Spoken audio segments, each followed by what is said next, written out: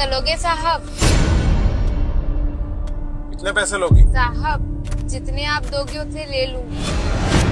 2000 रुपए दे सकता हूँ, समझ में आता है? तो चलो। साहब आप जितना दोगे वो मैं ले लूंगी। ठीक है, बैठो पीछे। वैसे साहब जाना कहाँ पर है? यहीं पास में मेरा फ्लैट है, वहीं चलना है। ठीक है साहब।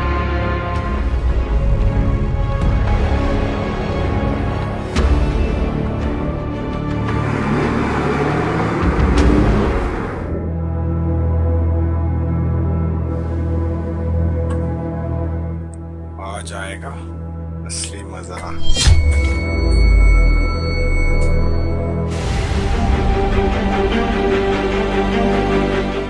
तक मैंने तुम्हारी चुन्नी नहीं हटाई? ओ साहब बस मैं हटाने ही वाली थी। रुको रुको रुको, कोई बात नहीं, रुको, अभी थोड़ी देर से उतार देना, अभी बैठो।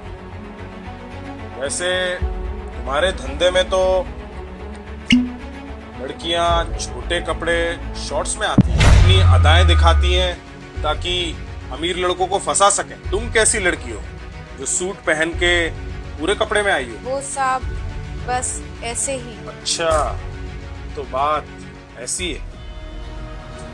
ये लो, ये पियो, इसके बाद कुछ और ही मजा आएगा। अरे लो ना, पियो।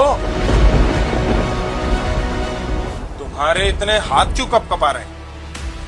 तुम्हें तो इसकी आदत होगी ना। वो साहब असल में ये मेरा पहला दिन है और मैं इसमें नई हूँ। ये बात यही तो मैं सुनना चाहता था कि तुम वैसी लड़की नहीं हो जो अपने जिस्म को बेच के पैसा कमाती है। क्या तुम्हें ऊपर वाले का बिल्कुल भी खौफ नहीं है जो तुम इस घिनौने बाजार में अपने आप को बेचने चली हो?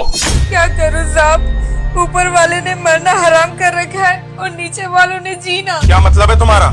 क्या बोलना चाहती हो तुम? मैं कुछ नहीं बताना चाहती साहब, ना कुछ आपसे बोलना चाहती हूँ। बस आप अपना काम कीजिए और मुझे पैसे दे दीजिए। देखो,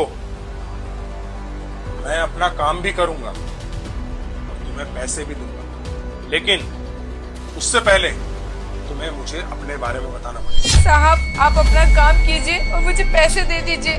प्लीज आप मेरा टाइम वेस्ट मत करिए। अरे ऐसी कौन सी मजबूरी आ गई है जो तुम्हें ये सब काम करना पड़ रहा है? और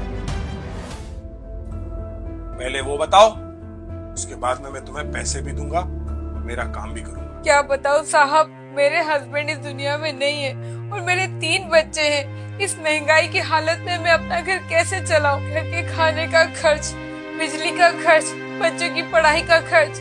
साहब मैं इतना सारा पैसा कहाँ से लाऊं? घर का किराया ना दो तो मकान मालिक बुरी नजर से देखता है और बाहर कमाने जाओ तो दुनिया जीने नहीं देती। ऊपर से 3 छोटे छोटे बच्चों को दाने दाने के लिए तरसता हुआ देखना किसी बड़े दर्द से कम नहीं होता है साहब। इस महंगाई ने तो हमारी कमर तोड़ रखी है साहब। मैं तो एक जगह काम करने भी गई थी पर वहाँ पे लोगों ने मुझे गलत नजर से देखा। साहब मैं क्या बताऊँ, मैं वो काम करने वाली लड़की नहीं हूँ, पर मैं क्या करूँ, मेरी मजबूरियाँ मुझे यहाँ तक ले आई। प्लीज आप रोइए मत।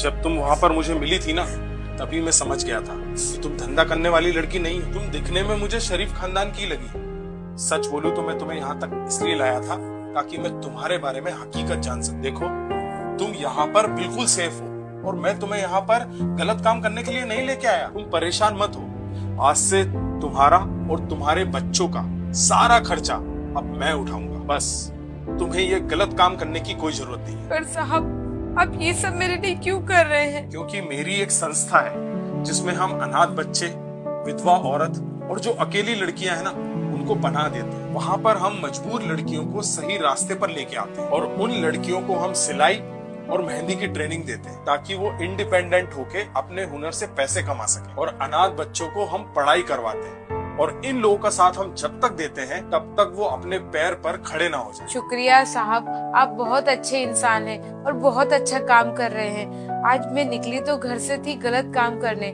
पर मुझे आप मिल गए और देखो ऊपर वाले ने सब कुछ सही कर दिया। देखो, जो भी होता है ना अच्छे के लिए होता है। एक काम करो, आप ये मेरी तरफ से ये रख लीजिए और ये मेरा कार्ड। कल आप इस पते पर आ जाना। और अगर आप किसी लड़की को या औरत को जानते हो जो मजबूरी में गलत काम में फंस चुके हैं, आप उन्हें भी लेके आ सकते हो। शुक्रिया साहब, अब मैं निकलती हूँ। 1 मिनट, और एक बात हमेशा याद रखना, परेशानी ना हर इंसान की जिंदगी में होती है, लेकिन इसका मतलब ये नहीं है कि वो गलत रास्ता चुने। हाँ साहब, आप बिल्कुल सही बोल रहे हैं। अब मैं चलती हूँ।